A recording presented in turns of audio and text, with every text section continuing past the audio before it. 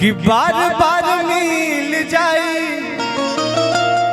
धन दौलत रुपया पैसा तक केहू कमा लेता। अरविंद चाचा जी स्पेशली आपके सुनाओ तनी गाना कि बार बार मिल जाई अरे धन दौलतिया दोबारा न मिली। हई माई बाबू के सूरत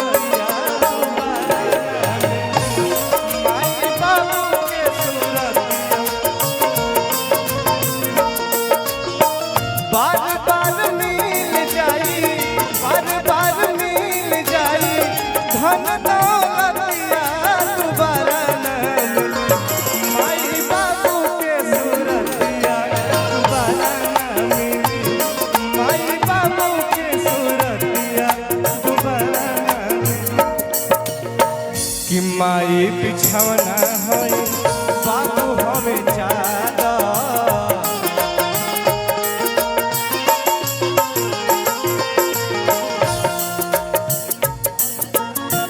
हमारा अरविंद चाचा जी के तरफ से बार बार स्वागत अभिनंदन बा। हई हजारों हजार के पुरस्कार बा।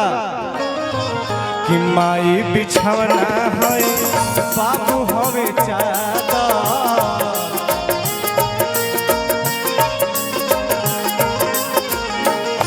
करे के न चाही माई बाबू के अनादर।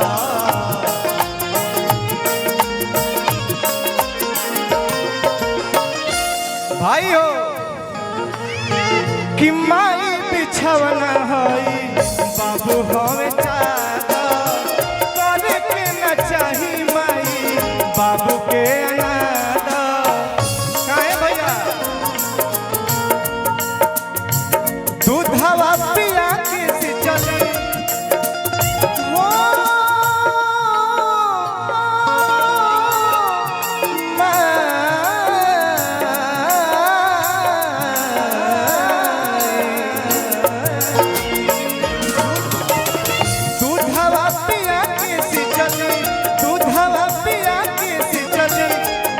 जितना सुंदर सुंदर रूप लौकता सुनर सुनर बगिया दोबारा न मिली।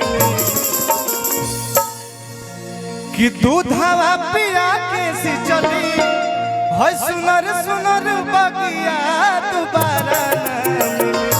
माई बाबू के सूरतिया दोबारा न मिली। माई बाबू के सूरतिया दोबारा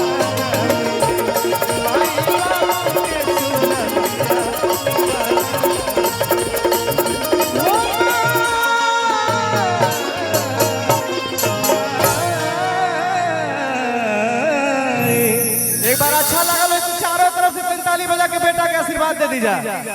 हमारी इंस्टाग्राम आईडी चलेगा रवि भैया प्रांजल राय ऑफिशियल 95 से और यूट्यूब पर महाबली रिकॉर्ड पर तमाम सारा गाना होता।